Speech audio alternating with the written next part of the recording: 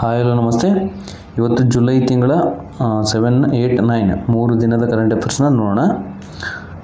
ಮೊದಲನೇದಾಗಿ ನಮ್ಮ KCC source KSP ಚಾನಲ್ನ ಸಬ್ಸ್ಕ್ರೈಬ್ ಆಗಿ ಹಾಗೂ ನಮ್ಮ ಟೆಲಿಗ್ರಾಮ್ ಚಾನಲ್ ಜಾಯ್ನ್ ಆಗಿ. ಕೆಳಗಡೆ ಬಯೋದಲ್ಲಿ ಮತ್ತು ಡಿಸ್ಕ್ರಿಪ್ಷನ್ನಲ್ಲಿ ಲಿಂಕ್ ಕೊಟ್ಟಿರ್ತೀನಿ. ಈಗ ಭಾರತದ ರಾಷ್ಟ್ರಪತಿಗಳು ಡ್ಯುರಾಂಡ್ ಕಪ್ ಟೂರ್ನಿಯ ಟ್ರೋಫಿಗಳನ್ನು ಅನಾವರಣಗೊಳಿಸಿದರು. ಇದು 135ನೇ ಆವೃತ್ತಿಯ ಡ್ಯುರಾಂಡ್ ಕಪ್ ಟೂರ್ನಿ ಆಗಿತ್ತು.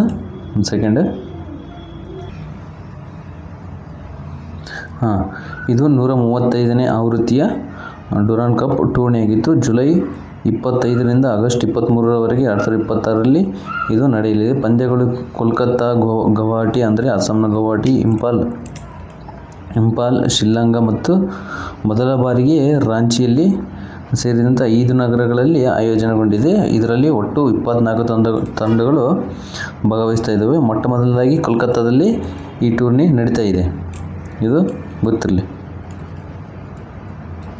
ಹಾಗೆ 1888ರಲ್ಲಿ ಆಗಿನ ಬ್ರಿಟಿಷ್ ಭಾರತದ ವಿದೇಶಾಂಗ ಕಾರ್ಯದರ್ಶಿಯಾದ ಸರ್ ಹೆನ್ರಿ ಮಾರ್ಟಿಮರ್ ಡ್ಯುರಾಂಡ್ ಅವರು ಶಿಮ್ಲಾದಲ್ಲಿ ಇದನ್ನು ಪ್ರಾರಂಭ ಮಾಡ್ತಾರೆ. ಎಷ್ಟರಲ್ಲಿ? 1888ರಲ್ಲಿ.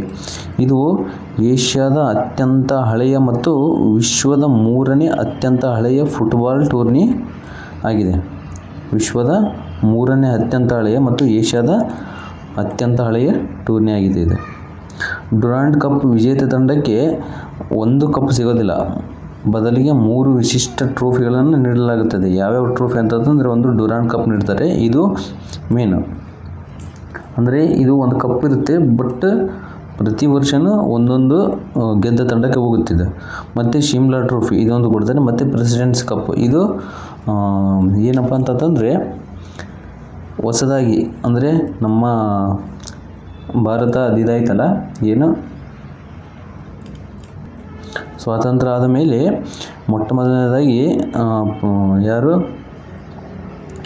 ಡಾಕ್ಟರ್ ರಾಜೇಂದ್ರ ಪ್ರಸಾದ್ ಅವರು ಮೊಟ್ಟ ಮೊದಲ ರಾಷ್ಟ್ರಪತಿ ಆಗಿದ್ದರೆ. ಸೊ ಆವಾಗ ಇದನ್ನು ಪ್ರೆಸಿಡೆಂಟ್ಸ್ ಕಪ್ ಅಂತಂದು ಮಾಡಿದರು. ಇದು ಪ್ರತಿ ವರ್ಷ ಹೊಸದಾಗಿ ನೀಡ್ತಾರೆ. ಅಂದರೆ ಈ ಕಪ್ಪು ಏನು ಹೊಸದಾಗಿ ಹೋಗುತ್ತೆ ನೋಡಿ ಅವ್ರಿಗೆ ಇದು. ಮತ್ತು ಇದನ್ನು ಯಾರಿಗೂ ಕೊಡೋ ಅವಶ್ಯಕತೆ ಇರೋದಿಲ್ಲ.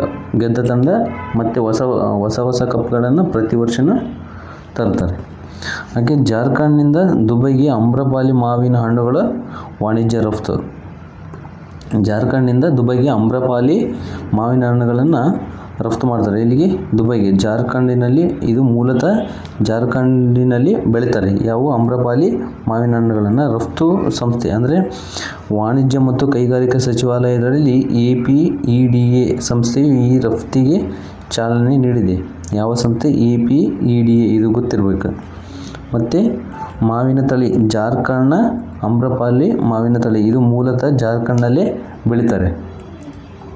ನೆಕ್ಸ್ಟ್ ಭಾರತ್ ಕೇಸರಿ ಅಂತಂದು ಯಾರನ್ನ ಕರೀತಾರೆ? ಡಾಕ್ಟರ್ ಶ್ಯಾಮ್ ಪ್ರಸಾದ್ ಮುಖರ್ಜಿ ಇವ್ರನ್ನ ಕರೀತಾರೆ. ಸೊ ಇವರ 125ನೇ ಜನ್ಮದಿನೋತ್ಸವದ ಆಚರಣೆ ಮಾಡ್ತಾರೆ. ಇಲ್ಲಿ ಕೋಲ್ಕತ್ತಾದಲ್ಲಿ. ಇವರ ಹೆಸರಿನ ಮೇಲೆ ಒಂದು ಬಂದರು ಕೂಡ ಇದೆ. ಯಾವುದು? ಇವರು ಡಾಕ್ಟರ್ ಶ್ಯಾಮ್ ಪ್ರಸಾದ್ ಮುಖರ್ಜಿ ಬಂದರು ಅಂತಂದು ಕರೀತಾರೆ. ಕೋಲ್ಕತ್ತಾ ಬಂದರನ್ನೇ ಶ್ಯಾಮ್ ಪ್ರಕಾಶ್ ಮುಖರ್ಜಿ ಬಂದರು ಅಂತಲೂ ಕರೀತಾರೆ. ಸೊ ಇವರ 125ನೇ ಜನ್ಮದಿನಾಚರಣೆ ಆಚರಿಸ್ತಾರೆ. ಸೊ ಅಲ್ಲಿ 125 ಅಡಿ ಎತ್ತರದ ಮೂರ್ತಿ ಪ್ರತಿಷ್ಠಾಪನೆ ಅಂದರೆ ಮೂರ್ತಿ ನಿರ್ಮಾಣಕ್ಕೆ ಚಾಲನೆಯನ್ನು ನೀಡ್ತಾರೆ ಇವರ ಜನ್ಮದಿನೋತ್ಸವದ ಅಂಗವಾಗಿ. ನೆಕ್ಸ್ಟ್ ಭಾರತದ ಪ್ರಧಾನಮಂತ್ರಿ ಇಂಡೋನೇಷ್ಯಾ ಪ್ರವಾಸ. ಒಟ್ಟು 14 ಒಪ್ಪಂದಗಳಿಗೆ ಸಹಿ ಹಾಕಲಾಗಿದೆ. ನಮ್ಮ ಭಾರತದ ಪ್ರಧಾನಿಯವರು ಒಟ್ಟು ಇತ್ತೀಚೆಗೆ 3 ದೇಶಗಳಿಗೆ ಪ್ರವಾಸ ಮಾಡ್ತಾ ಇದ್ದಾರೆ. ಯಾವುದು? ಇಂಡೋನೇಷ್ಯಾ ಹಾಗೂ ಆಸ್ಟ್ರೇಲಿಯಾ ಹಾಗೂ ನ್ಯೂಜಿಲೆಂಡ್ ಅಂತಂದು ಕರಿತೀವಿ. ಒಟ್ಟು 3 ದೇಶಗಳಿಗೆ ಇವರು ಪ್ರವಾಸ ಮಾಡ್ತಾ ಇದ್ದಾರೆ. ಸೊ ಇದರಲ್ಲಿ ಮೊಟ್ಟ ಮೊದಲಾಗಿ ಇವರು ಇಂಡೋನೇಷ್ಯಾಕ್ಕೆ ಭೇಟಿ ನೀಡ್ತಾರೆ. ಸೊ ಅಲ್ಲಿ ಏನೇನು ಒಪ್ಪಂದ ಆದವು ನೋಡೋಣ. ಒಟ್ಟು ಅಲ್ಲಿ 14 ಒಪ್ಪಂದಗಳಿಗೆ ಸಹಿ ಮಾಡಿದ್ದಾರೆ. ಇದು ಗೊತ್ತಿರಲಿ, ಎಷ್ಟು ಒಪ್ಪಂದಗಳು? 14 ಒಪ್ಪಂದಗಳು.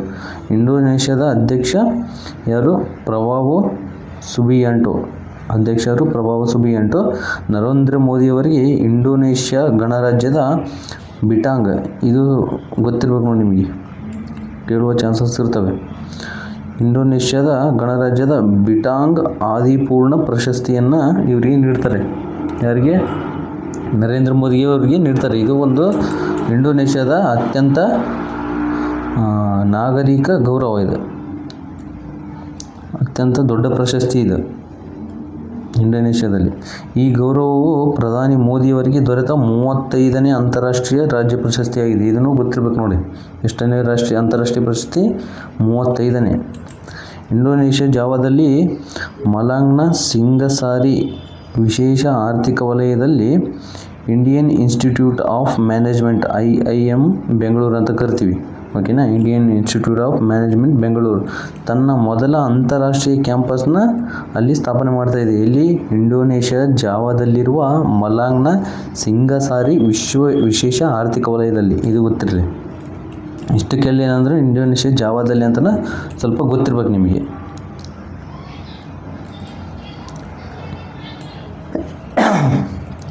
ಭಾರತದಿಂದ ಬ್ರಹ್ಮೋಸ್ ಸೂಪರ್ಸಾನಿಕ್ ಕ್ಷಿಪಣಿ ಮತ್ತು ಅಸ್ತ್ರ ಏರ್ ಟು ಏರ್, ಅಂದರೆ ಭಾರತ ಮತ್ತು ರಷ್ಯಾವು ಜಂಟಿಯಾಗಿ ಸ್ಥಾಪನೆ ಮಾಡುತ್ತಿರುವ ಒಂದು ಕ್ಷಿಪಣಿ.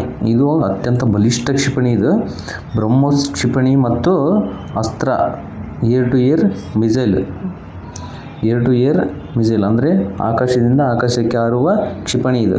ಇದನ್ನು ಪೂರೈಸಲು ಒಪ್ಪಂದಕ್ಕೆ ಸಹಿ ಮಾಡಿಕೊಂಡಿದೆ. ಅಂದರೆ ನಮ್ಮ ಭಾರತದಿಂದ ಇದನ್ನು ಖರೀದಿ ಮಾಡ್ತಾ ಇದ್ದಾರೆ. ಯಾರು? ಇಂಡೋನೇಷ್ಯಾದವರು. ಇದು ಗೊತ್ತಿರಬೇಕು. ಮೇನ್ ಒಪ್ಪಂದಗಳು ಯಾವುದು? ಹಿಂದೆ ನೋಡಿದ್ವಲ್ಲ, ಇದು ಒಂದು IIM ಹಾಗೂ ಅಸ್ತ್ರ ಏರ್ ಟು ಏರ್. ನೆಕ್ಸ್ಟ್, ಇಂಡೋನೇಷ್ಯಾದ ಯೋಗ್ಯಕರ್ತಾದಲ್ಲಿರುವ ಯುನೆಸ್ಕೋ ವಿಶ್ವ ಪಾರಂಪರಿಕ ತಾಣವಾದ ಪ್ರಂಬನನ್ ದೇವಸ್ಥಾನದ ಸಂರಕ್ಷಣೆ. ಇದು ಪ್ರಸ್ತುತ ಭಾರಿ ಚಾಲ್ತಿಯಲ್ಲಿದೆ. ಇದನ್ನು ನೋಡ್ಕೊಬೇಕು ನೀವು. ಮತ್ತು ಅದರ ಇದನ್ನು ಜೀರ್ಣೋದ್ಧಾರ ಮಾಡಬೇಕು ಮತ್ತು ಅದನ್ನು ಇನ್ನೂ ಚೆನ್ನಾಗಿ ಮಾಡಬೇಕಂತಂದು ಮಾಡ್ತಾಯಿದ್ದಾರೆ. ಸೊ ಈ ಯಾವುದು ಪ್ರಂಬನನ್ ದೇವಸ್ಥಾನದ ಬಗ್ಗೆ ಸ್ವಲ್ಪ ಚೆನ್ನಾಗಿ ಗೊತ್ತಿರಬೇಕು. ಇಲ್ಲಿ ಹೇಳ್ಬಿಡೋಣ. ಇದನ್ನು ಕ್ರಿಸ್ತಶಕ 9ನೇ ಶತಮಾನದಲ್ಲಿ, ಅಂದರೆ 12,000 ವರ್ಷಗಳ ಹಿಂದೆ ಇದನ್ನು ಸ್ಥಾಪನೆ ಮಾಡ್ತಾರೆ, ಓಕೆನಾ. 9ನೇ ಶತಮಾನದಲ್ಲಿ ಸಂಜಯ ರಾಜವಂಶದ ಹಿಂದೂ ರಾಜನಾದ ರಾಕೈ ಪಿಕಾಥನ್, ಇದು ಗೊತ್ತಿರ್ಬೇಕು ನಿಮಗೆ. ಯಾರು? ರಾಕೈ ಪಿಕಾಥನ್ ಇದನ್ನು ನಿರ್ಮಾಣ ಮಾಡ್ತಾರೆ, ಓಕೆನಾ. ಇದು ಕೂಡ ಗೊತ್ತಿರ್ಬೇಕು. ಸಂಜಯ ರಾಜವಂಶದ ರಾಕೈ ಪಿಕಾಥನ್ ಇದನ್ನು ನಿರ್ಮಾಣ ಮಾಡ್ತಾರೆ. ಯಾವುದನ್ನು? ಪ್ರಂಬನನ್ ದೇವಸ್ಥಾನವನ್ನು. ಇದು ತ್ರಿಮೂರ್ತಿಗಳಾದ ಬ್ರಹ್ಮ, ವಿಷ್ಣು ಮತ್ತು ಶಿವನಿಗೆ ಸಮರ್ಪಿತವಾದ ಇಂಡೋನೇಷ್ಯಾದ ಅತಿ ದೊಡ್ಡ ಹಿಂದೂ ದೇವಾಲಯ ಇದೆ. ಇದು ಕೂಡ ಗೊತ್ತಿರಬೇಕು. ಇಲ್ಲಿ ಹಾಕಿದೆ ನೋಡಿ, ಸಾಗರಜಾತ್ರೆಗೆ ಸನಾತನ ವೈಭವ. ಇಂಡೋನೇಷ್ಯಾದ ಅತಿ ಐತಿಹಾಸಿಕ ಹಿಂದೂ ದೇಗುಲ ಜೀರ್ಣೋದ್ಧಾರಕ್ಕೆ ಭಾರತದ ನೆರವು. ಏನೊಂದು ದೇವಸ್ಥಾನದ ಜಂಟಿ ಜೀರ್ಣೋದ್ಧಾರ ಯೋಜನೆ ಅಂದರೆ 10ನೇ ಶತಮಾನದಲ್ಲಿ ಜ್ವಾಲಾಮುಖಿ ಮತ್ತು ಭೂಕಂಪಗಳಿಂದ ಈ ದೇಗುಲ ಶಿಥಿಲಗೊಂಡಿತ್ತು. ಈಗ ಭಾರತ ಸರ್ಕಾರ ಮತ್ತು ಇಂಡೋನೇಷ್ಯಾ ಜಂಟಿಯಾಗಿ ಇದರ ಸಂರಕ್ಷಣೆ ಕೈ ಜೋಡಿಸಿದೆ.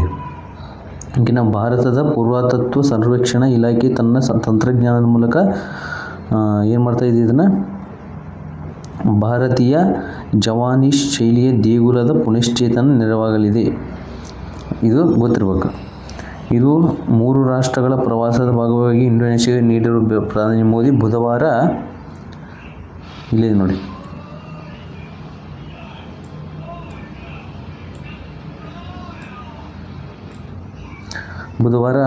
ಈ ವೇಳೆ ಸುಮಾರು 1200 ವರ್ಷಗಳಷ್ಟು ಹಳೆಯ ಈ ದೇವಸ್ಥಾನ ಪುರಾತನವಾದ ಜೀರ್ಣೋದ್ಧಾರ ಒಪ್ಪಂದಕ್ಕೆ ಸಹಿ ಮಾಡ್ತಾರೆ. ಮುಸ್ಲಿಂ ಬಾಹುಳ್ಯದ ದೇಶದಲ್ಲಿ ಇಂದಿಗೂ ಭವ್ಯ ದೇವಸ್ಥಾನದ ಕುರುಹುಗಳು ಜೀವಂತವಾಗಿ ಇರುವುದು ಹೇಗೆಂಬುದು, ಅಂದರೆ ಇಲ್ಲಿ ನಮ್ಮ ದೇಶದಲ್ಲಿ ಇರುವ ಹಾಗೆ ಇಲ್ಲ. ಮತ್ತು 9ನೇ ಶತಮಾನದಲ್ಲಿ ಹಿಂದೂ ರಾಜ ಇದನ್ನು ರಾಕೈ ಪಿಕಾಥನ್, ಆಗಲೇ ಹೇಳಿದ್ನಲ್ಲ ನಾನು, ರಾಕೈ ಪಿಕಾಥನ್ ಇದನ್ನು ನಿರ್ಮಿಸ್ತಾನೆ. ಈತ ಯಾವ ರಾಜವಂಶ? ಸಂಜಯ ರಾಜವಂಶ. ಇಲ್ಲಿ ನೋಡಿ, ಸಂಜಯ ರಾಜವಂಶದ ಹಿಂದೂ ರಾಜ ಈತ. ಇದು ಕೂಡ ಗೊತ್ತಿರಲಿ.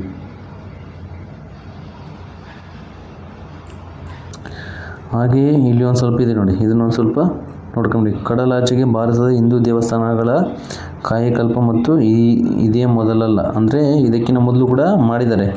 ಯಾವ್ಯಾವಪ್ಪ ಅಂತಂದರೆ ದೇಶ ಯಾವ್ಯಾವುದು? ಕಾಂಬೋಡಿಯಾ ದೇಶದಲ್ಲಿ ಅಂಗೋರ್ ವಾಟ್ ದೇವಾಲಯ ಮತ್ತು ತಾಪ್ರೋಮ್ ದೇವಾಲಯ. ಇದು ನಮ್ಮ ವಿಶ್ವದಲ್ಲಿ ಅಂದರೆ ನಮ್ಮ ಪ್ರಪಂಚದಲ್ಲಿ ಏನಿದೆ ನೋಡಿ, ನಮ್ಮ ಭೂಮಿಯಲ್ಲಿ ಇರುವ ಅತ್ಯಂತ ದೊಡ್ಡ ಹಿಂದೂ ದೇವಾಲಯ ಇದು.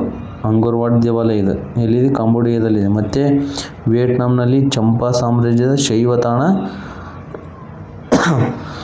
ಮೈಸನ್ ಸ್ಯಾಂಕ್ಚುರಿ ಅಂತ ತಂದಿದೆ ಆ ದೇವಾಲಯ. ಇದನ್ನು ಜೀರ್ಣೋದ್ಧಾರ ಮಾಡಿದ್ದೇನೆ. ಮತ್ತು ಶ್ರೀಲಂಕಾದಲ್ಲಿ ತಿರುಕೇತೀಶ್ವರಂ ಶಿವ ದೇವಾಲಯ, ಇದು ಪುನರ್ನಿರ್ಮಾಣ. ಮಯನ್ಮಾರದಲ್ಲಿ ಭೂಕಂಪದಿಂದ ಹಾನಿಯಾಗಿದ್ದ ಆನಂದ ಬೌದ್ಧ ದೇವಾಲಯ. ಹೀಗೆ ನೇಪಾಳ, ಬಹ್ರೇನ್ ಮತ್ತು ಬಾಂಗ್ಲಾದೇಶದಲ್ಲಿ ನೋಡ್ಕೊಂಬಿಡಿ ನೀವು, ಇವನ್ನೆಲ್ಲ ಜೀರ್ಣೋದ್ಧಾರ ಮಾಡಿದ್ದಾರೆ. ಭಾರತದಲ್ಲಿ 18 ಮೀಟರ್ ಆಳದ ಸಾಮರ್ಥ್ಯ ಹೊಂದಿದ್ದ ದೇಶದ ಎರಡನೇ ಅತಿ ದೊಡ್ಡ ಬಂದರು. ಭಾರತದಲ್ಲಿ 18 ಮೀಟರ್ ಆಳದ ಸಾಮರ್ಥ್ಯ ಹೊಂದಿದ ದೇಶದ ಎರಡನೇ ಅತಿ ದೊಡ್ಡ ಬಂದರು ಯಾವುದು? ಕೆ ಕಾಮರಾಜ್. ಇದು ಮಿಸ್ಟೇಕ್ ಆಗಿದೆ, ಕಾರಮಲ್ಲ, ಇದು ಕಾಮರಾಜ್ ಬಂದರು. ಓಕೆನಾ? ಕೆ ಕಾಮರಾಜ್ ಬಂದರು ಅಂತ ಕರಿತೀವಿ. ಇದನ್ನು ಮೊದಲು ಏನಂತ ಕರಿತಾಯಿದ್ರು? ಎನ್ನೂರ ಬಂದರು ಅಂತಂದು ಕರಿತಾಯಿದ್ರು. ಇದು ಮೂಲತಃ ತಮಿಳುನಾಡಿನಲ್ಲಿ ಇದೆ. ಇದು ಭಾರತದ ಮೊದಲ ಕಾರ್ಪೊರೇಟೈಸ್ಡ್ ಮೊದಲ ಬಂದರು. ಇದು ಅಂದರೆ ಸಾರ್ವಜನಿಕ ಮತ್ತು ಖಾಸಗಿ ವಲಯದ ಎರಡು ರೀತಿ ಕಾರ್ಯನಿರ್ವಹಿಸುತ್ತಿದೆ. ಖಾಸಗಿ ಮತ್ತು ಸಾರ್ವಜನಿಕ ವಲಯದಲ್ಲಿ ಮೊಟ್ಟ ಮೊದಲ ಬಾರಿಗೆ ಪ್ರಮುಖ ಬಂದರಿದೆ. ಭಾರತದಲ್ಲಿ ಈಗಾಗಲೇ 18 ಮೀಟರ್ ಆಳದ ಸಾಮರ್ಥ್ಯ ಹೊಂದಿರುವ ಮೊದಲ ಬಂದರು ಯಾವುದಪ್ಪ ಅಂದರೆ ಆಂಧ್ರ ಪ್ರದೇಶದ ವಿಶಾಖಪಟ್ಟಣಂ ಬಂದರು. ಅಂದರೆ ಅತ್ಯಂತ ಆಳದ ಬಂದರುಗಳು ಯಾವ ಅಂತ ಕೇಳಿದ್ರೆ ಮೊಟ್ಟ ಮೊದಲಾಗಿ ವಿಶಾಖಪಟ್ಟಣ ಬಂದರುಗಳು. ಇದು ಅಂದರೆ ರಾಷ್ಟ್ರೀಯ ಬಂದರುಗಳಲ್ಲಿ ಅತ್ಯಂತ ಆಳವಾದ ಬಂದರುಗಳಲ್ಲಿ ಮೊದಲು ವಿಶಾಖಪಟ್ಟಣ ಬಂದರು ಇತ್ತು, 18 ಮೀಟರ್ ಆಳ ಇದು ಕೂಡ. ಸೊ ಈಗ ನೆಕ್ಸ್ಟ್ ಯಾವ ಸೇರಿದಪ್ಪ ಅಂತಂದರೆ ಆ ಜಾಗಕ್ಕೆ ಕೆ ಕಾಮರಾಜ್ ಬಂದರು ಇದೆ. ಇದರಿಂದ ಏನೇನು ಉಪಯೋಗ ಅಂತ ನೋಡೋಣ. ಈ ಕ್ಯಾಪಿಟಲ್ ಡ್ರೆಡ್ಜಿಂಗ್ ಹಂತ 6ನೇ ಹಂತ ಅಂತ ಕರಿತೀವಿ. ಈ ಯೋಜನೆಯನ್ನು ಸುಮಾರು 440 ಕೋಟಿ ಹೂಡಿಕೆಯಿಂದ ಯಶಸ್ವಿಯಾಗಿ ಇದನ್ನು ಪೂರ್ಣಗೊಳಿಸಲಾಗಿದೆ. ಅಂದರೆ ಕೆಪಸೈಜ್ ಹಡಗುಗಳು ಅಂದರೆ ಸರಕು ಹಡಗುಗಳು ಏನಿದೆ ನೋಡಿ, ದೊಡ್ಡ ಸರಕು ಹಡಗುಗಳು. ಕೆಪಸೈಜ್ ಅಂದರೆ ದೊಡ್ಡ ಹಡಗುಗಳು ನಿರ್ವಹಿಸಲು ಇದು ಶಕ್ತವಾಗಿದೆ. 1,70,000 DWT ಅಂದರೆ ಡೆಡ್ ವೆಯ್ಟ್ ಟೋನೇಜ್ ವರೆಗಿನ ಬೃಹತ್ ತೂಕದ ಸರಕುಗಳನ್ನು ಒತ್ತೆಯುವ ಹಡಗುಗಳಿಗೆ ಇದು ಆಶ್ರಯ ನೀಡ್ಬೋದು, ಅಲ್ಲಿಗೆ ಬರ್ಬೋದು, ಅಷ್ಟು ಕೆಪಾಸಿಟಿನ ಹೊಂದಿದೆ. ಅಂದರೆ ಮೊದಲೆಲ್ಲ ಮೇಲೆ ಇತ್ತು, ಈಗ ಹೂಳು ತೆಗೆದು ಕಾಶಿ ಅದನ್ನು ಆಳವಾಗಿ ಮಾಡಿದ್ದಾರೆ. ಇದು ಗೊತ್ತಿರ್ಬೇಕು ನೋಡಿ. ನೆಕ್ಸ್ಟ್ 2026 ಕಾಮನ್ವೆಲ್ತ್ ಗೇಮ್ಸ್ನಲ್ಲಿ ಭಾರತೀಯ ಕ್ರೀಡಾಪಟುಗಳಿಗೆ ಪರಿಸರ ಸ್ನೇಹಿ ಸೆಣಬಿನ ಉಡುಪುಗಳನ್ನು ಮಾಡಿದ್ದಾರೆ. ಈ ಸತಿ ಇದು ಹೊಸದಾಗಿ ಮಾಡಿದ್ದಾರೆ. 2026ರಲ್ಲಿ ಕಾಮನ್ವೆಲ್ತ್ ಗೇಮ್ಸ್ನಲ್ಲಿ ಭಾರತೀಯ ಕ್ರೀಡಾಪಟುಗಳು ಪರಿಸರ ಸ್ನೇಹಿ ಸೆಣಬಿನ ಉಡುಪನ್ನು ಧರಿಸ್ತಾ ಇದ್ದಾರೆ.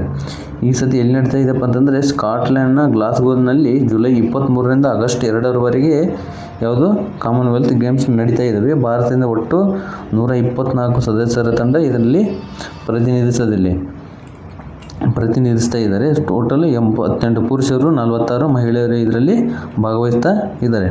ಭಾರತೀಯ ಕ್ರೀಡಾಪಟುಗಳು ಮತ್ತು ತಂಡದ ಸದಸ್ಯರು 100% ಜೈವಿಕ ವಿಘಟನೀಯ ಸೆಣಬು ಮತ್ತು ವಿಸ್ಕೋಸ್ ಮಿಶ್ರಿತ ಉಡುಪುಗಳನ್ನು ಇದರಲ್ಲಿ ಧರಿಸ್ತಾ ಇದ್ದಾರೆ. ನೆಕ್ಸ್ಟ್ 2030ರಲ್ಲಿ ಎಲ್ಲಿ ನಡೀತಪ್ಪ ಅಂತಂದರೆ ಕಾಮನ್ವೆಲ್ತ್ ಗೇಮ್ ಎಲ್ಲಿ ನಡೀತಾ ಇದೆ? ನಮ್ಮ ಭಾರತ ಆಯೋಜನೆ ಮಾಡ್ತಾ ಇದೆ, ಗೊತ್ತಿರಬೇಕಿದು. ಲಾಸ್ ಏಂಜಲೀಸ್ 2028ರ ಒಲಿಂಪಿಕ್ ಕ್ರೀಡಾಕೂಟದ ಒಲಿಂಪಿಕ್ ಅರ್ಹತೆ ಮತ್ತು ಆಯ್ಕೆ ಮಾನದಂಡಗಳನ್ನು ಪಾರದರ್ಶಕವಾಗಿ ಪ್ರಕಟಿಸಲು ಕ್ರೀಡಾ ಸಚಿವಾಲಯ ಕರೆ ನೀಡಿದೆ. ಅಂದರೆ 2028ರಲ್ಲಿ ಒಲಿಂಪಿಕ್ ಕ್ರೀಡಾಕೂಟಗಳು ಎಲ್ಲಿ ನಡೀತಾ ಇದ್ದಾವೆ? 2028ರಲ್ಲಿ ಗೊತ್ತಿರಬೇಕು, ಲಾಸ್ ಏಂಜಲೀಸ್ನಲ್ಲಿ ನಡೀತಾ ಇದ್ದಾವೆ. ನೆಕ್ಸ್ಟ್ ಶ್ರೀರಾಮ ಜನ್ಮಭೂಮಿ ತೀರ್ಥಕ್ಷೇತ್ರ ಪ್ರಧಾನ ಕಾರ್ಯದರ್ಶಿ ಚಂಪತ್ ರಾಯ್ ಅವರು ರಾಜೀನಾಮೆಯನ್ನು ನೀಡ್ತಾರೆ. ಇತ್ತೀಚೆಗೆ ಅದು ವಿವಾದದಲ್ಲಿರುವ ಕಾರಣ ಅದರ ಪ್ರಧಾನ ಕಾರ್ಯದರ್ಶಿಯಾದ ಚಂಪತ್ ರಾಯ್ ಅವರು ರಾಜೀನಾಮೆ ನೀಡಿದರೆ ಸ್ವಲ್ಪ ಗೊತ್ತಿರಲಿ. ಸಹಕಾರ ಸಚಿವಾಲಯದ 5ನೇ ಸಂಸ್ಥಾಪನಾ ದಿನಾಚರಣೆ ಸಂದರ್ಭದಲ್ಲಿ ಗೃಹ ಮತ್ತು ಸಹಕಾರ ಸಚಿವ ಅಮಿತ್ ಶಾ ಅವರು ಸಹಕಾರಿ ಜೀವ ವಿಮಾ ಕಂಪನಿಯನ್ನು ಸ್ಥಾಪಿಸುವುದಾಗಿ ಘೋಷಣೆ ಮಾಡ್ತಾರೆ. ಎಲ್ಲಿ ಘೋಷಣೆ ಮಾಡ್ತಾರೆ ಅಂದರೆ ದೆಹಲಿಯ ಯಾವುದು ನಮ್ಮ ಭಾರತ್ ಮಂಟಪ ಅಂತ ಏನಿದೆ ನೋಡಿ, ಅಲ್ಲಿ ಘೋಷಣೆ ಮಾಡ್ತಾರೆ. ಸಹಕಾರಿ ಸಚಿವಾಲಯದ 5ನೇ ಸಂಸ್ಥಾಪನಾ ದಿನಾಚರಣೆಯಿಂದ ಸಹಕಾರಿ ಜೀವ ವಿಮಾ ಕಂಪನಿ ಹೊಸದಾಗಿ ಒಂದು ಸ್ಥಾಪನೆ ಮಾಡುವುದಾಗಿ ಇದನ್ನ ಘೋಷಣೆ ಮಾಡ್ತಾರೆ. ಇತ್ತೀಚೆಗೆ ನಮ್ಮ ಮಹೇಂದ್ರಗಿರಿ ನೌಕೆ ಇದು ನಮ್ಮ ಭಾರತದ ನೌಕೆಗೆ ಸೇರ್ಪಡೆ ಆಗ್ತಾ ಇದೆ. ಇದ್ರ ಬಗ್ಗೆ ಸ್ವಲ್ಪ ನೋಡೋಣ. ನವದೆಹಲಿ ಅತ್ಯಾಧುನಿಕ ತಂತ್ರಜ್ಞಾನ ಹೊಂದಿರುವ ಭಾರತದಲ್ಲಿಯೇ ನಿರ್ಮಾಣಗೊಂಡ ಮಹೇಂದ್ರಗಿರಿ ಯುದ್ಧನೌಕೆ. ಇದು 75% ಭಾರತೀಯ ಎಲ್ಲ ಏನೇ ಇದ್ರಲ್ಲಿ ಭಾರತೀಯ ವಸ್ತುಗಳನ್ನು ಇದರಲ್ಲಿ ಬಳಕೆ ಮಾಡಿದ್ದಾರೆ. ಜುಲೈ 11ರಂದು ತಮಿಳುನಾಡಿನ ವಿಶಾಖಪಟ್ಟಣದಲ್ಲಿ ನೌಕಾಪಡೆಗೆ ಇದು ಸೇರಲಿದೆ. ಭಾರತೀಯ ನೌಕಾಪಡೆಯ ವಾರ್ಶಿಪ್ ಡಿಸೈನ್ ಬ್ಯೂರೋ ಯುದ್ಧನೌಕೆ ವಿನ್ಯಾಸ ಮಾಡಿದ್ದು. ವಾರ್ಶಿಪ್ ಡಿಸೈನ್ ಬ್ಯೂರೋ ಇದನ್ನು ವಿನ್ಯಾಸ ಮಾಡಿದ್ದು. ಇದನ್ನು ಎಲ್ಲಿ ಸ್ಥಾಪನೆ ಮಾಡಿದ್ದಾರೆ ಅಂತಂದರೆ ಮುಂಬೈನ ಮಜ್ಗಾವ್ ಡಾಕ್ ಶಿಪ್ ಬಿಲ್ಡರ್ಸ್ ಲಿಮಿಟೆಡ್ ಇದನ್ನು ಸ್ಥಾಪನೆ ಮಾಡಿದೆ. ಇದನ್ನು ನಿರ್ಮಿಸಿದೆ. ಪ್ರಾಜೆಕ್ಟ್ 17A ಅಡಿಯಲ್ಲಿ ಇದು ನಿರ್ಮಾಣಗೊಂಡಿದೆ. ಓಕೆನಾ, ಇದು 6ನೇ ಯುದ್ಧನೌಕೆ ಇದೆ. ಪ್ರಾಜೆಕ್ಟ್ 17A ಅಡಿಯಲ್ಲಿ ಇದು 6ನೇ ಯುದ್ಧನೌಕೆ. ನೋಡಿ, ಇದು ಸ್ವಲ್ಪ ಗೊತ್ತಿರಬೇಕು. ಹಾಗೂ ಒಟ್ಟು ಈಗಾಗಲೇ 5 ಯುದ್ಧನೌಕೆಗಳು ಬಂದಿದ್ದಾವೆ ಇದ್ರ ನಡುವೆಯಲ್ಲಿ. ಯಾವುದು ಪ್ರಾಜೆಕ್ಟ್ 17A ಅಡಿಯಲ್ಲಿ. ನೆಕ್ಸ್ಟ್ 7ನೇದು ಯಾವುದಪ್ಪ ಅಂತಂದರೆ ಅದು ವಿಂಧ್ಯಗಿರಿ ಅಂತಂದು ಕರಿತೀವಿ. ಇದು ವಿಂಧ್ಯಗಿರಿ ಏನಿದೆ ನೋಡಿ, ಇದು 7ನೇ ಯುದ್ಧನೌಕೆ. ಇದು ಕೂಡ ಈ ವರ್ಷದ ಎಂಡಿಂಗ್ನಲ್ಲಿ ಅಥವಾ ಮುಂದಿನ ವರ್ಷ ಜನವರಿ ತಿಂಗಳಲ್ಲಿ ಅದು ಕೂಡ ಬರುತ್ತೆ. ಇವೆಲ್ಲ ಗೊತ್ತಿರಬೇಕು. F-38 ಅಂತಲೂ ಕರೀತಾರೆ ನೋಡಿ. ಇದು ಯಾವುದು ಮಹೇಂದ್ರಗಿರಿ ಮಹೇಂದ್ರಗಿರಿ F-38 ಅಂತ ಕರಿತೀವಿ ಇದನ್ನು. ಇದು ಕೂಡ ಗೊತ್ತಿರಲಿ, ಕೇಳ್ಬೋದು. ಪ್ರಾಜೆಕ್ಟ್ 17 ಹೋಲಿಕೆಯನ್ನು ಪ್ರಾಜೆಕ್ಟ್ 17 ಅಡಿಯಲ್ಲಿ ನೋಡಿಕೊಂಡ ಯುದ್ಧನೌಕೆಯ ಅತ್ಯಾಧುನಿಕ ಜೊತೆಗೆ ಸೆನ್ಸರ್ ಕಣ್ಣುಗಳವಲ್ಲ. ಅಂದರೆ ಇನ್ನೊಂದು ಗೊತ್ತಿರಲಿ, ಒಟ್ಟು 7 ಯುದ್ಧನೌಕೆಗಳಲ್ಲಿ 4 ಯುದ್ಧನೌಕೆಗಳನ್ನು ಇಲ್ಲಿ ಮಜ್ಗಾವ್ ಡಾಕ್ ಶಿಪ್ ಬಿಲ್ಡರ್ಸ್ ಇಲ್ಲಿ ಮುಂಬೈನಲ್ಲಿ ಮಾಡ್ತಾಯಿದ್ದಾರೆ. ಇನ್ನು 3 ಎಲ್ಲಿದೆ ಅಂತಂದರೆ ಕೋಲ್ಕತ್ತಾದಲ್ಲಿ ತಯಾರಿಸ್ತಾರೆ. ಓಕೆನಾ, ಕೋಲ್ಕತ್ತಾದ ವಾರ್ಶಿಪ್ ಬಿಲ್ಡರ್ಸ್ ಅಂತ ಏನೋ ಇದೆ, ಅದು ಅಲ್ಲಿ 3 ನೌಕೆಗಳನ್ನು ತಯಾರು ಮಾಡ್ತಾರೆ. ಅದು ಗೊತ್ತಿರಲಿ. ಮಹೇಂದ್ರಗಿರಿ ಯುದ್ಧನೌಕೆ ಸರ್ಕಾರದ ಆತ್ಮನಿರ್ಭರ ಯೋಜನೆಯ ಉದಾಹರಣೆಯಾಗಿ ಈ ಯುದ್ಧನೌಕೆಯು 75% ಭಾರತದಲ್ಲಿ ನಿರ್ಮಾಣವಾಗಿದೆ. ಹೇಳಿದಲಾಗಲೇ 75% ಭಾರತದ ಸುಮಾರು 200 ಸಣ್ಣ ಮತ್ತು ಮಧ್ಯಮ ಕೈಗಾರಿಕೆಗಳು ಸುಮಾರು 4000 ಸಿಬ್ಬಂದಿ ನೆರವಾಗಿ ಇದನ್ನು ಒಟ್ಟು ಮಾಡಿದ್ದಾರೆ. ಗೊತ್ತಿರಲಿ. ಮತ್ತೇನಾದರೂ ಇದನ್ನು ಇದರಲ್ಲಿ ಬೇಕಾದ್ರೆ ನೆಕ್ಸ್ಟ್ ಇದ್ರ ಬಗ್ಗೆ ಸ್ವಲ್ಪ ಡೆಪ್ತಾಗಿ ತೊಗೊಂಬರ್ತೀನಿ. ನೆಕ್ಸ್ಟ್ ಕರ್ನಾಟಕ ಸರ್ಕಾರದ ಆಶಾ ಕಿರಣ ಯೋಜನೆ. ಸ್ವಲ್ಪ ಇತ್ತೀಚೆಗೆ ಇದು ಪೇಪರ್ನಲ್ಲಿ ಬಂದಿರೋ ಕಾರಣ ಹಾಕಿದ್ದೀನಿ. ಇದು ನಿಮ್ಮ ಮನೆ ಬಾಗಿಲಿಗೆ ಕಣ್ಣಿನ ಆರೈಕೆ ಅಂತ ತಂದು ಇದನ್ನು ಸ್ಟಾರ್ಟ್ ಮಾಡ್ತಾರೆ. ಯಾವಾಗ ಸಿದ್ದರಾಮಯ್ಯನವರು ಫೆಬ್ರವರಿ 18, 2024ರಂದು ಇದನ್ನು ಜಾರಿ ಮಾಡ್ತಾರೆ. ನಮ್ಮ 2024ರಲ್ಲಿ ಶ್ರೀ ಸಿದ್ದರಾಮಯ್ಯನವರು ಏನಿದ್ರು ನೋಡಿ, ಸಿ ಎಮ್ ಇದ್ರು ಅವಾಗ. ಇವಾಗ ಪ್ರಸ್ತುತ DK ಶಿವಕುಮಾರ್ ಆಗಿದ್ದಾರೆ. ಸೊ ಅವರು ಇದನ್ನು ಜಾರಿಗೆ ತರ್ತಾರೆ 2024ರಲ್ಲಿ. ಯೋಜನೆ ಉದ್ದೇಶಗಳು ಏನಾಗಿತ್ತಪ್ಪ ಅಂತಂದರೆ ಅಂಧತ್ವ ಮುಕ್ತ ಕರ್ನಾಟಕ, ಮನೆ ಬಾಗಿಲಿಗೆ ಸೇವೆ, ಉಚಿತ ಕಣ್ಣಿನ ತಪಾಸಣೆ ಮತ್ತು ಉಚಿತ ಕಣ್ಣಿನ ತಪಾಸಣೆ ಹಾಗೂ ಉಚಿತ ಕಣ್ಣಿನ ಪೊರೆ ಶಸ್ತ್ರಚಿಕಿತ್ಸೆ ಇದು ತಂದಿದ್ದರು. ಈಗ ಇತ್ತೀಚೆಗೆ ಸರ್ಕಾರಿ ಶಾಲೆಯಲ್ಲೂ ಕೂಡ ಇದನ್ನು ಹಂಚಿಕೆ ಮಾಡ್ತಾ ಇದ್ದಾರೆ. ಸರ್ಕಾರಿ ಶಾಲೆಯ ಮಕ್ಕಳಿಗೂ ಕೂಡ ಬಹಳನ ಅದನ್ನು ಹಂಚಿಕೆ ಮಾಡುವುದಾಗಿ ಘೋಷಣೆ ಬಂದಿರೋದ್ರಿಂದ ಇದನ್ನು ಹಾಕಿದ್ದೀನಿ. ಗೊತ್ತಿರಲಿ. ಕರ್ನಾಟಕದ ಸರ್ಕಾರದ ಆಶಾ ಕಿರಣ ಯೋಜನೆ ಯಾವುದಕ್ಕೆ ಸಂಬಂಧಪಟ್ಟಿದೆ ಅಂದ್ರೂ ಗೊತ್ತಿರಬೇಕು. ಕೇಂದ್ರ ಸರ್ಕಾರವು ತಮಿಳುನಾಡು ರೈತರಿಂದ ಕೊಬ್ರಿ ಅಥವಾ ಕೊಪ್ರ ಮತ್ತು ತೋತಾಪುರಿ ಮಾವಿನ ಹಣ್ಣುಗಳನ್ನು ಭಾರೀ ಪ್ರಮಾಣದಲ್ಲಿ ಖರೀದಿಸಲು ಅನುಮೋದನೆ ನೀಡಿದೆ. ಕೇಂದ್ರ ಸರ್ಕಾರ ಅನುಮೋದನೆ ನೀಡಿದೆ. ಸೊ ಯಾವುದು ಕೊಬ್ರಿ ಅಥವಾ ಕೊಪ್ರ ಅಂತ ಕರಿತೀವಿ, ಮತ್ತು ತೋತಾಪುರಿ ಮಾವಿನ ಹಣ್ಣುಗಳನ್ನು ಇಲ್ಲಿ ತಮಿಳುನಾಡಿನಿಂದ ಕೇಂದ್ರ ಸರ್ಕಾರವು ಇದನ್ನು ಖರೀದಿ ಮಾಡಲು ಅನುಮೋದನೆ ನೀಡಿದ್ದಾರೆ. ಗೊತ್ತಲ್ಲಿ. ಆಸ್ಟ್ರೇಲಿಯಾದ ಮೆಲ್ಬೋರ್ನ್ನಲ್ಲಿರುವ ಮಾರ್ವೆಲ್ ಸ್ಟೇಡಿಯಂನಲ್ಲಿ ಭಾರತೀಯ ಸಮುದಾಯವನ್ನು ಉದ್ದೇಶಿಸಿ PM ನರೇಂದ್ರ ಮೋದಿ ಭಾಷಣ. ನರೇಂದ್ರ ಮೋದಿಯವರು ನಿನ್ನೆ 8ನೇ ತಾರೀಕಿನಂದು ಎಲ್ಲಿಗೆ ಹೋಗ್ತಾರೆ? ಆಸ್ಟ್ರೇಲಿಯಾದ ಮೆಲ್ಬೋರ್ನ್ಗೆ ಹೋಗ್ತಾರೆ. ಹೇಳಿದ್ನಲ್ಲ, ಒಟ್ಟು 3 ದೇಶಗಳ ಭೇಟಿಯಲ್ಲಿ ಆಸ್ಟ್ರೇಲಿಯಾ 2ನೇ ದೇಶ ಆಗಿದೆ. ಆಸ್ಟ್ರೇಲಿಯಾ ಪ್ರಧಾನಿ ಗೌರವಾನ್ವಿತ ಆಂಥೋನಿ ಅಲ್ಬನೀಸ್ ಈಗಾಗಲೇ ಒಂದು ಸತಿ ಹೋಗಿದ್ದರು ಅವರು ಆಸ್ಟ್ರೇಲಿಯಾಕ್ಕೆ. ಆವಾಗ ಅವರು ಮೋದಿಯವ್ರನ್ನ ಏನಂತ ಕರೆದಿದ್ದರು? ಬಾಸ್ ಅಂತ ಕರೆದಿದ್ದರು. ಓಕೆನಾ. ಅವರು ಗೌರವ ಅತಿಥಿಯಾಗಿ ಭಾಗವಹಿಸಿದರು. ಎಲ್ಲಿ? ಮಾರ್ವೆಲ್ ಸ್ಟೇಡಿಯಂನಲ್ಲಿ ಭಾರತೀಯ ಸಮುದಾಯವನ್ನು ಉದ್ದೇಶಿಸಿ PM ನರೇಂದ್ರ ಮೋದಿ ಭಾಷಣ ಮಾಡುವಾಗ ಅಲ್ಲಿ ಇವರು ಗೌರವ ಅತಿಥಿಯಾಗಿ ಬಂದಿದ್ದರು. ಪ್ರಧಾನಿ ನರೇಂದ್ರ ಮತ್ತೆ ಅಲ್ಲಿಗಷ್ಟೇ ಮತ್ತೆ ಅವನ್ನ ಎಲ್ಲ ಬರಮಾಡಿಕೊಂಡಿದ್ದೆ ಯಾರು ಆಂಟೋನಿ ಆಲ್ಬನೀಸ್ ಅವರು ನರೇಂದ್ರ ಮೋದಿ ಅವ್ರನ್ನ ಬರಮಾಡ್ಕೊಡ್ತಾರೆ.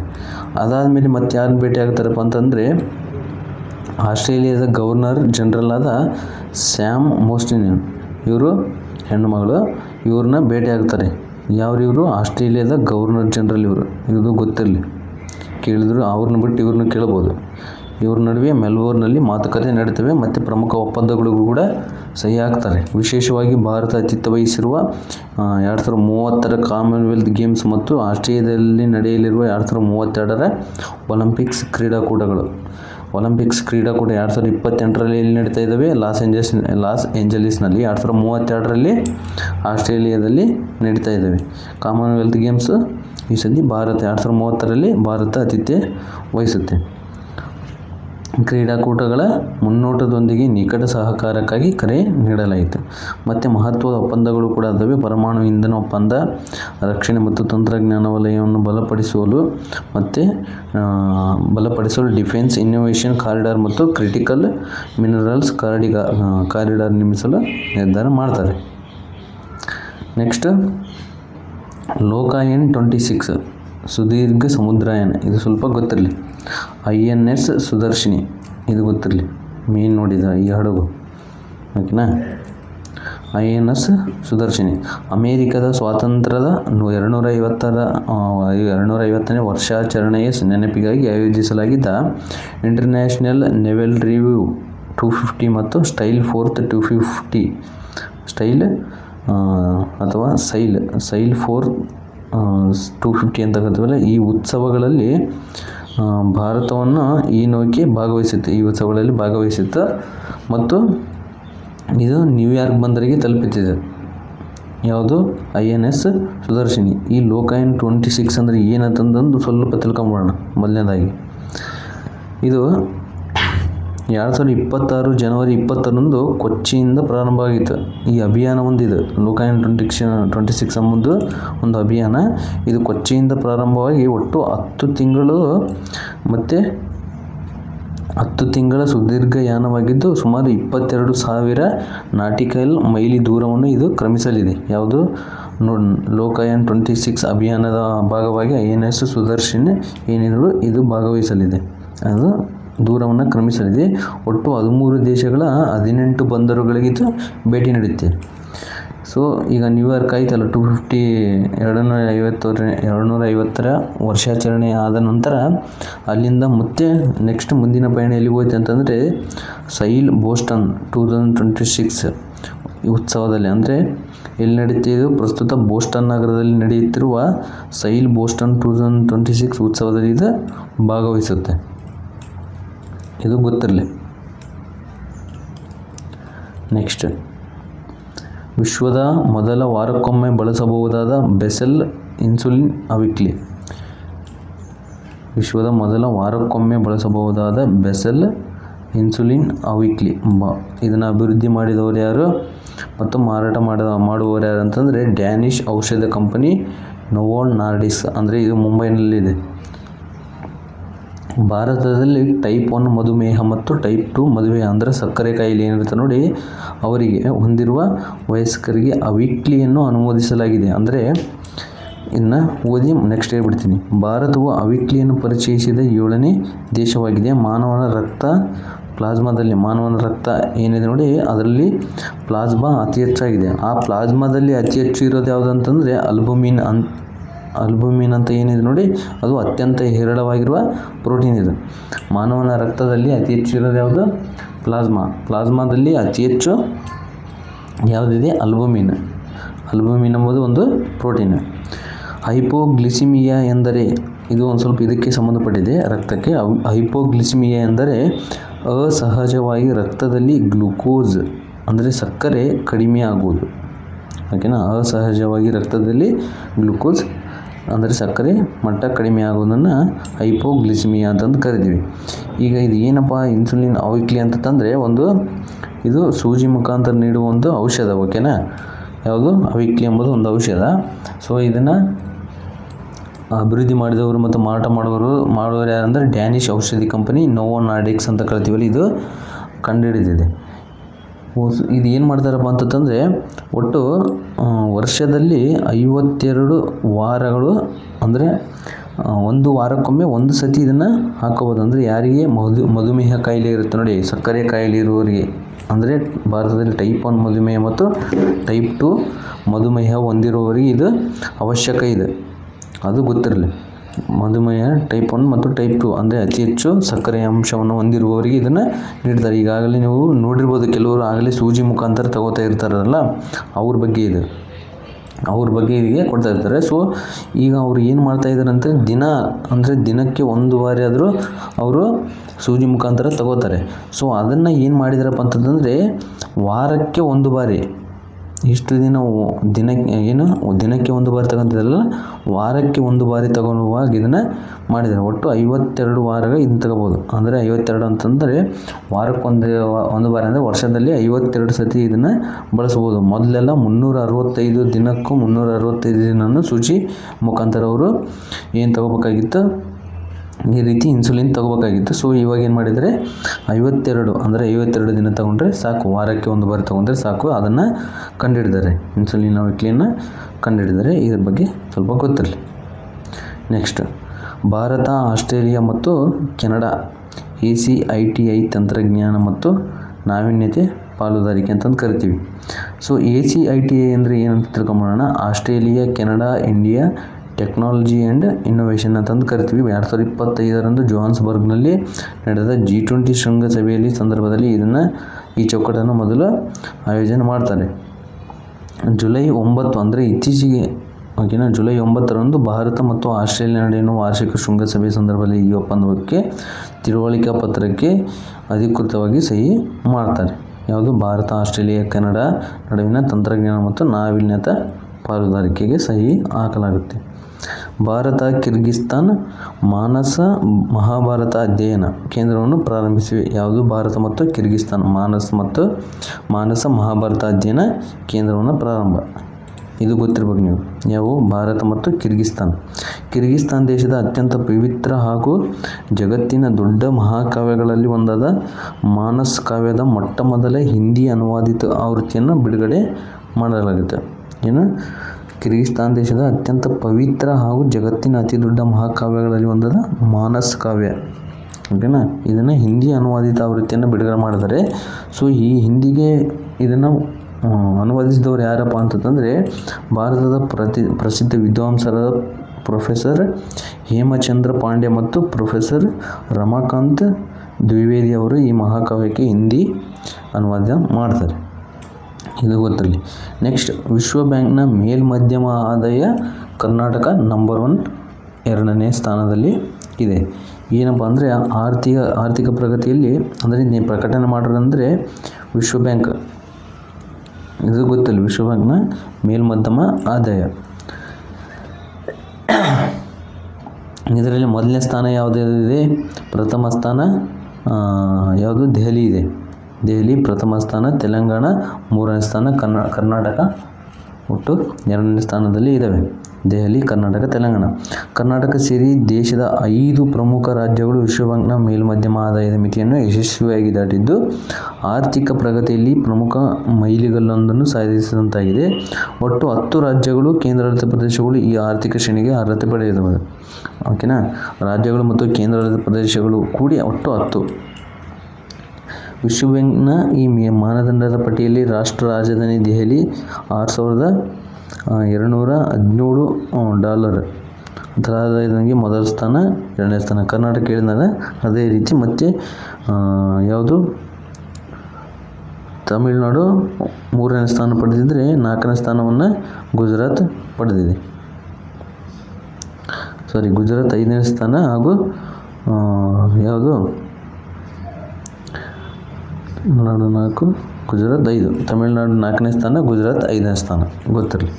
ವಿಶ್ವ ಬ್ಯಾಂಕ್ ಬಿಡುಗಡೆ ಮಾಡಿರುವ ಮೇಲ್ಮಧ್ಯಮ ವರ್ಗದ ಆದಾಯದ ಮಿತಿಯನ್ನು ದಾಟಿ ಕರ್ನಾಟಕ ಮುಂಚೂಣಿಯಲ್ಲಿರುವ ಪ್ರತಿಯೊಬ್ಬ ಕನ್ನಡಿಗನು ಹೆಮ್ಮೆಯ ವಿಷಯವಾಗಿದೆ ಅಂತಂದು ಡಿ.ಕೆ. ಶಿವಕುಮಾರ್ ಹೇಳ್ತಾರೆ. ಇದು ಏನಪ್ಪ ಮೇಲ್ಮಧ್ಯಮ ಈ ರೀತಿ ಅಂತಂದರೆ, ಇವಾಗ ನಮ್ಮ ಭಾರತ ಏನಿದೆ ನೋಡಿ, ಅಭಿವೃದ್ಧಿಗೊಳ್ಳುತ್ತಿರುವ ರಾಷ್ಟ್ರ ಅಂತಂದು ಪಡೆದಿದೆ.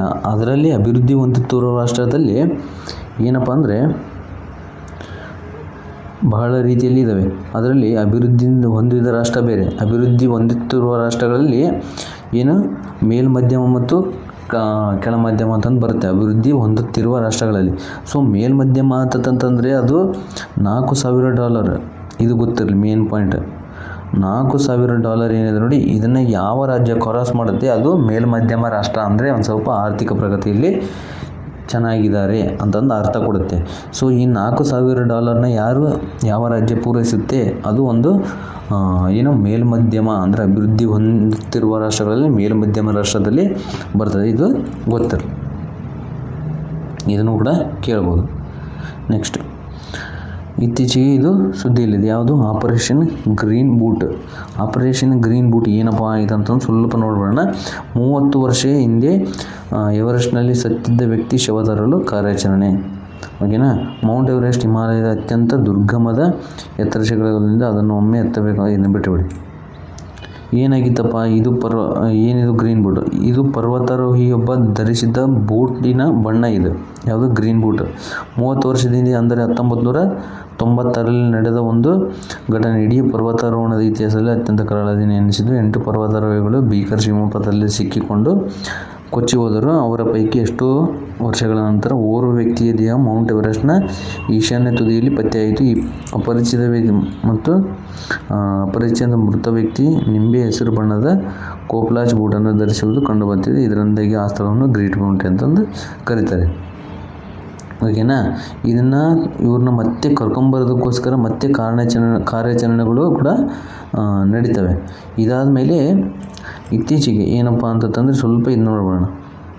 ಇಲ್ಲಿದೆ ನೋಡಿ, ಗುರುತಿಸುವಲ್ಲಿ ಗೊಂದಲ ಅಂತದ್ದು ಏನಿದೆ ನೋಡಿ, ಇನ್ನು ಸ್ವಲ್ಪ ನೋಡಿ.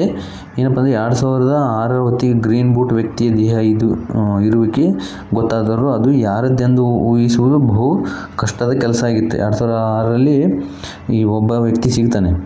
ಸೊ ಅದು ಯಾರ್ದಂತಂದು ಗುರ್ಸೋದು ಸ್ವಲ್ಪ ಇದಾಗುತ್ತೆ. ಸೊ ಅಲ್ಲಿರುವ ದೇಹವು ಇಂಡೋ ಟಿಬೇಟಿಯನ್ ಗಡಿ ಪೊಲೀಸರಲ್ಲಿ ಒಬ್ಬನೆಂದು ಖಚಿತಗೊಂಡು ಅದರ 1996ರಲ್ಲಿ ಕೊಚ್ಚಿ ಹೋಗಿದ್ದ 8 ಜನರಲ್ಲಿ ಒಬ್ಬರಂತಂದು ಗುರುತಿಸ್ತಾರೆ. ಅದಾದಮೇಲೆ ಆದರೆ ತೀರಾ ಈಚೆಗೆ ನಡೆಸಿದ DNA ಟೆಸ್ಟ್ನಿಂದ ಅದು ITBP ಅಂದರೆ ಇಂಡೋ ಟಿಬೇಟಿಯನ್ ಬಾರ್ಡರ್ ಪೊಲೀಸ್ನಲ್ಲಿ ಕೆಲಸ ಮಾಡುವ ಪೊಲೀಸ್ ಟೀಮ್ನ ಲ್ಯಾನ್ಸ್ ನಾಯಕ ಡೋರ್ಜಿ ಮೋರಫ್ ಅವರದ್ದೇ ಅಂತಂದು ಇತ್ತೀಚೆಗೆ ದೃಢವಾಗಿದೆ ಅಂತಂದು ಹೇಳ್ತಾರೆ. ಸೊ ಇದ್ರ ಬಗ್ಗೆ ಗೊತ್ತಿರಲಿ. ಇದು 1996ರಲ್ಲಿ ಆಗಿದ್ದ ಘಟನೆ. ಇವತ್ತಿಗೆ 30 ವರ್ಷ ಆಯಿತು. ನೆಕ್ಸ್ಟ್, ಹೆನ್ಲೆ ಪಾಸ್ಪೋರ್ಟ್ ಸೂಚ್ಯಂಕ 85ನೇ ಸ್ಥಾನಕ್ಕೆ ಕುಸಿದಿದೆ.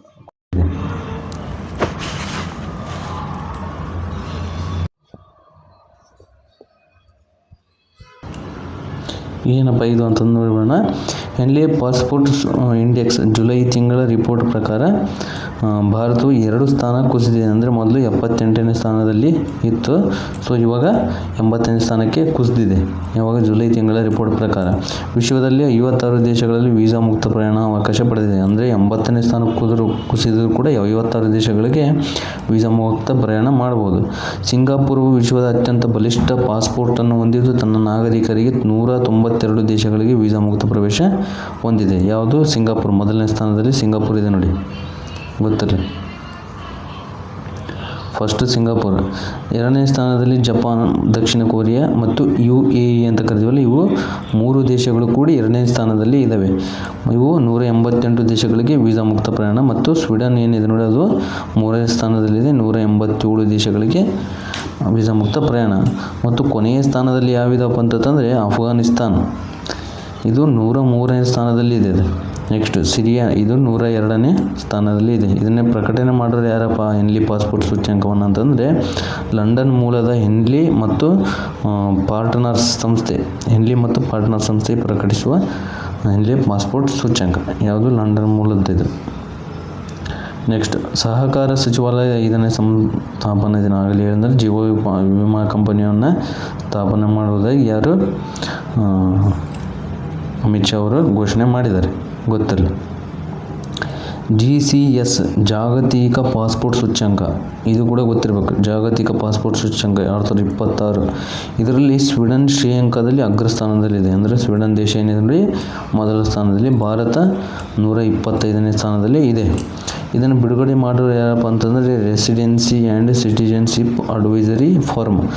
ಇದೆಲ್ಲ ಗೊತ್ತಿಲ್ಲ ಅಂದ್ರೂ ಗ್ಲೋಬಲ್ ಸಿಟಿಜನ್ ಸೊಲ್ಯೂಷನ್ಸ್ GCS ಇದನ್ನು ಬಿಡುಗಡೆ ಮಾಡುತ್ತೆ. ಇದೆಲ್ಲ ಗೊತ್ತಿರಲಿಲ್ಲ ಅಂದ್ರೂ ಇದಾದರೂ ಗೊತ್ತಿರಲಿ. GCS ಒಟ್ಟು 197 ದೇಶಗಳಲ್ಲಿ ಭಾರತ 125ನೇ ಸ್ಥಾನವನ್ನು ಹೊಂದಿದೆ. 2025ರಲ್ಲಿ ಇದು 124ನೇ ಸ್ಥಾನದಲ್ಲಿತ್ತು, ಒಂದು ಸ್ಥಾನ ಕುಸಿದಿದೆ. ಸ್ವೀಡನ್ ವಿಶ್ವದ ಬಲಿಷ್ಠ ಪಾಸ್ಪೋರ್ಟ್ ಪಟ್ಟಿಯಲ್ಲಿ ಒಟ್ಟಾರೆ 96.05 ಅಂಕಗಳೊಂದಿಗೆ ಅಗ್ರಸ್ಥಾನದಲ್ಲಿ ಇದೆ. ಎರಡನೇ ಸ್ಥಾನದಲ್ಲಿ ಯಾವಿದಪ್ಪ ಅಂತಂದರೆ ಸ್ವಿಟ್ಜರ್ಲ್ಯಾಂಡ್ 2ನೇ ಸ್ಥಾನ, ಫಿನ್ಲ್ಯಾಂಡ್ 3ನೇ ಸ್ಥಾನ ಮತ್ತು ಜರ್ಮನಿ 4ನೇ ಸ್ಥಾನದಲ್ಲಿ ಇದ್ದಾವೆ. ಇದು GPI 2026ರ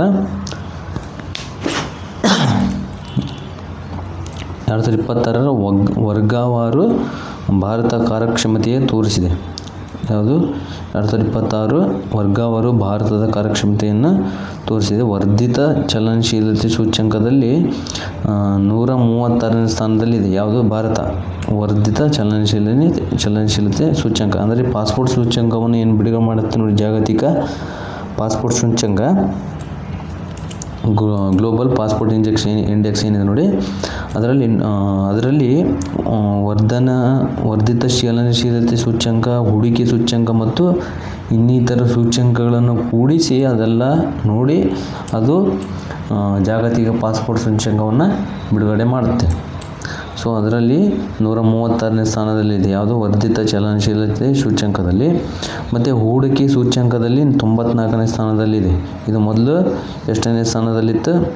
99ನೇ ಸ್ಥಾನದಲ್ಲಿತ್ತದೆ. ಇವಾಗ ಜಾಸ್ತಿ ಆಗಿದೆ.